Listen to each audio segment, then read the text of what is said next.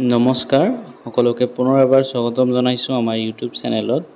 আজিৰ ভিডিঅ'টোত আছে সমাজ বিজ্ঞানৰ ছ'চিয়েল সায়েন্সৰ 8 নম্বৰ পাৰ্টটো হ'বলৈ গৈ আছে। গতিকে ভিডিঅ'টো বহুত ইম্পৰ্টেন্ট হয়, যিটো নেকি ইণ্ডিয়ান হিষ্ট্ৰীৰ ওপৰত আজিৰ পাৰ্টটো। সো ভিডিঅ'টো স্কিপ নকৰাকৈ লাষ্টলৈকে চাব। আৰু তাৰ আগতে এটা ৰিকুৱেষ্ট কৰিছোঁ, এতিয়ালৈকে যদি আমাৰ চেনেলটো ছাবস্ক্ৰাইব কৰা নাই অনুগ্ৰহ কৰি চেনেলটো ছাবস্ক্ৰাইব কৰি ল'ব আৰু লগতে আপোনাৰ বন্ধু বান্ধৱীৰ সৈতেও শ্বেয়াৰ কৰি দিব। সো তেনেহ'লে বেছি দেৰি নকৰাকৈ আজিৰ ভিডিঅ'টো ষ্টাৰ্ট কৰিছোঁ। আজিৰ ভিডিঅ'ৰ প্ৰথমটো প্ৰশ্ন সুধিছে, which king assumed the title Shiladitya? কোন ৰজাই শিলাদিত্য উপাধি গ্ৰহণ কৰিছিল? ইয়াতে অপশ্যন কেইটা দিয়া আছে, ইয়াৰ ভিতৰত কাৰেক্ট অপশ্যনটো কোনটো হ'ব? ইয়াৰ কাৰেক্ট অপশ্যনটো হ'ব অপশ্যন এ। সকলোৱে মনত ৰাখিব, চন্দ্ৰগুপ্ত প্ৰথম। চন্দ্ৰগুপ্ত প্ৰথম ৰজাই শিলাদিত্য উপাধি গ্ৰহণ কৰিছিল, সকলোৱে মনত ৰাখিব। ইয়াৰ পিছত 2 নম্বৰ প্ৰশ্নটো সুধিছে, which Sikh Guru initiated the Sikh Khalsa in 1699? কোন শিখ গুৰুৱে 1699 চনত শিখ খালসাৰ আৰম্ভণি কৰিছিল? ইয়াতে অপশ্যন কেইটা দিয়া আছে, ইয়াৰ ভিতৰত কাৰেক্ট অপশ্যনটো কি হ'ব? ইয়াৰ কাৰেক্ট অপশ্যন হ'ব অপশ্যন ডি। সকলোৱে মনত ৰাখিব, গুৰু গোবিন্দ সিং। গুৰু গোবিন্দ সিং শিখ গুৰুৱে 1699 চনত শিখ কালচাৰ আৰম্ভণি কৰিছিল, সকলোৱে মনত ৰাখিব। ইয়াৰ পিছত 3 নম্বৰ প্ৰশ্নটো সুধিছে, Chandragupta Maurya founded the Maurya empire after defeating? Chandragupta মৌৰ্যই পৰাজিত হৈ মৌৰ্য সাম্ৰাজ্য প্ৰতিষ্ঠা কৰিছিল। ইয়াতে অপশ্যন কেইটা দিয়া আছে, ইয়াৰ ভিতৰত কাৰেক্ট অপশ্যনটো কোনটো হ'ব? ইয়াৰ কাৰেক্ট অপশ্যনটো হ'ব option B, Nanda dynasty. Chandragupta মৌৰ্যই পৰাজিত হোৱাৰ পিছত মৌৰ্য সাম্ৰাজ্য নন্দ বংশই প্ৰতিষ্ঠা কৰিছিল, সকলোৱে মনত ৰাখিব। ইয়াৰ পিছত 4 নম্বৰ প্ৰশ্নটো সুধিছে, famous poet Banabhatta was a member in the court of the king? বিখ্যাত কবি বাণভট্ট ৰজাৰ দৰবাৰৰ সদস্য আছিল। ইয়াতে অপশ্যন কেইটা দিয়া আছে, ইয়াৰ ভিতৰত কাৰেক্ট অপশ্যনটো কি হ'ব?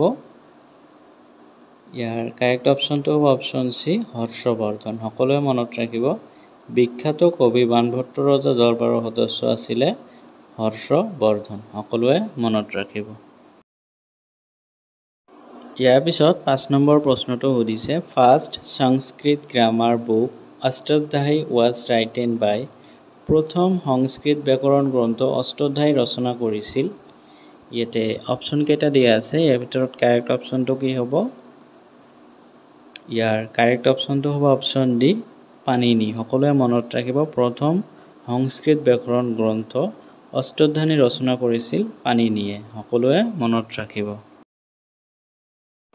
ইয়াৰ পিছত 6 নম্বৰ প্ৰশ্নটো সুধিছে, দ্য পয়েম মেঘদূতা ৱাজ ৰাইটেন বাই? মেঘদূতা কবিতাটি কাৰ দ্বাৰা ৰচনা কৰা হৈছিল?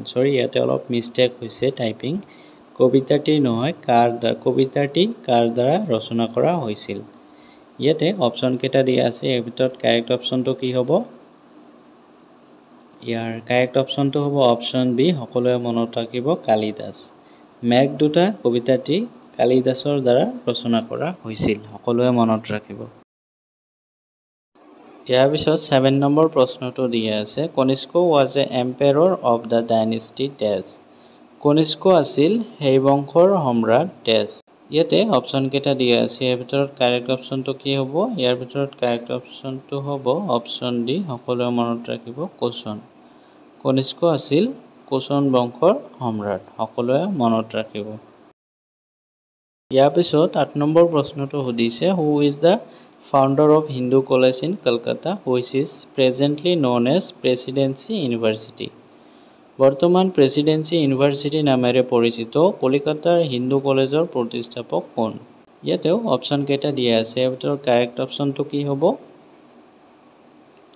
ইয়াৰ কাৰেক্ট অপশ্যনটো হ'ব অপশ্যন চি। সকলোৱে মনত ৰাখিব, ৰাজা ৰামমোহন ৰায়। বৰ্তমান প্ৰেছিডেন্সি ইউনিভাৰ্চিটি নামেৰে পৰিচিত কলিকতাৰ হিন্দু কলেজৰ প্ৰতিষ্ঠাপক আছিলে ৰাজা ৰামমোহন ৰায়, সকলোৱে মনত ৰাখিব।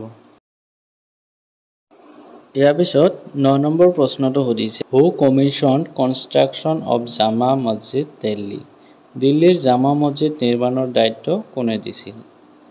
ইয়াতেও অপশ্যন কেইটা দিয়া আছে ইয়াৰ ভিতৰত কাৰেক্ট অপশ্যনটো কোনটো হ'ব ইয়াৰ কাৰেক্ট অপশ্যনটো হ'ব অপশ্যন বি সকলোৱে মনত ৰাখিব শাহজাহান দিল্লীৰ জামা মছজিদৰ নিৰ্মাণৰ দায়িত্ব শাহজাহানে দিছিল সকলোৱে মনত ৰাখিব ইয়াৰ পিছত 10 নম্বৰ প্ৰশ্নটো সুধিছে Bahadur Shah Zafar was buried in which city Bahadur Shah জাফৰক কোন চহৰত সমাধিস্থ কৰা হৈছিল ইয়াতেও অপশ্যন কেইটা দিয়া আছে অপশ্যন কেইটাৰ ভিতৰত কাৰেক্ট অপশ্যনটো কি হ'ব ইয়াৰ কাৰেক্ট অপশ্যনটো হ'ব অপশ্যন বি ইয়াংগন বাহাদুৰ শাহ জাফৰক ইয়াংগন নামৰ চহৰত সমাধিস্থ কৰা হৈছিল সকলোৱে মনত ৰাখিব ইয়াৰ পিছত 11 নম্বৰ প্ৰশ্নটো সুধিছে who was the first Muslim invader in India কোন আছিল ভাৰতৰ প্ৰথম মুছলমান আক্ৰমণকাৰী ইয়াতে অপশ্যন কেইটা দিয়া আছে ইয়াৰ ভিতৰত কাৰেক্ট অপশ্যনটো কি হ'ব ইয়াৰ কাৰেক্ট অপশ্যনটো হ'ব অপশ্যন ডি মুহাম্মদ বিন কাছিম আছিলে ভাৰতৰ প্ৰথম মুছলমান আক্ৰমণকাৰী সকলোৱে মনত ৰাখিব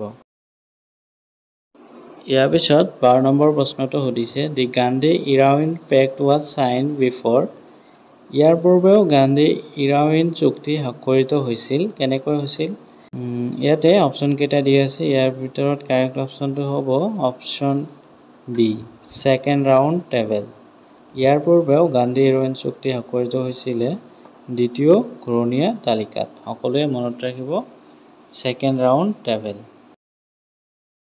ইয়াৰ পিছত 13 নম্বৰ প্ৰশ্নটো সুধিছে first Indian ruler to use rocket artillery in war was যুদ্ধত ৰকেট আৰ্টিলাৰী ব্যৱহাৰ কৰা প্ৰথম ভাৰতীয় শাসক আছিল ইয়াতে অপশ্যন কেইটাৰ ভিতৰত কাৰেক্ট অপশ্যনটো কি হ'ব ইয়াৰ কাৰেক্ট অপশ্যনটো হ'ব অপশ্যন এ হায়দাৰ আলী যুদ্ধত ৰকেট আৰ্টিলাৰী ব্যৱহাৰ কৰা প্ৰথম ভাৰতীয় শাসক আছিলে অপশ্যন এ হৈছে কাৰেক্ট অপশ্যন হায়দাৰ আলী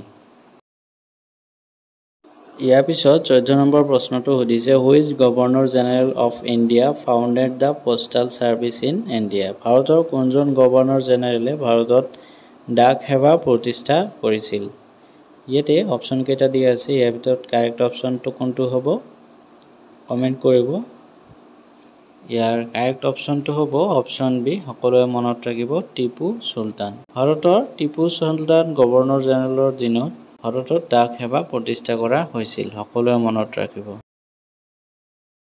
ইয়াৰ পিছত আজিৰ ভিডিঅ'ৰ লাষ্ট প্ৰশ্নটো সুধিছে the publication of the newspaper Bengal gazette from Kolkata was started in the year কলকাতাৰ পৰা বেংগল গেজেট কাকত প্ৰকাশৰ কাম আৰম্ভ হৈছিল ইয়াতে অপশ্যন কেইটা দিয়া আছে ইয়াৰ ভিতৰত কাৰেক্ট অপশ্যনটো কোৱাৰ আগতে এটা ৰিকুৱেষ্ট কৰিছোঁ এতিয়ালৈকে যদি আমাৰ চেনেলটো ছাবস্ক্ৰাইব কৰা নাই অনুগ্ৰহ কৰি চেনেলটো ছাবস্ক্ৰাইব কৰিব আৰু লগতে আপোনাৰ বন্ধু বান্ধৱীৰ সৈতেও শ্বেয়াৰ কৰি দিব সো ইয়াৰ কাৰেক্ট অপশ্যনটো হ'ব অপশ্যন ডি 1780 কলকাতাৰ পৰা বেংগল গেজেট কাকত প্ৰকাশৰ কাম আৰম্ভ হৈছিল 1780 চনত সকলোৱে মনত ৰাখিব ইয়াৰ কাৰেক্ট অপশ্যন হৈছে অপশ্যন ডি সো আজিলৈকে ইমানেই ভিডিঅ'টো যদি ভাল লাগিছে এটা লাইক কৰি দিব আৰু লগতে এতিয়ালৈকে যদি আগৰ পাৰ্ট কেইটা চোৱা নাই তেন্তে ডেসক্ৰিপচনত লিংক দিয়া আছে তাতে ক্লিক কৰি কিনে চাব পাৰে সো আজিলৈকে ইমানেই থ্যাঙ্কস ফৰ ওয়াচিং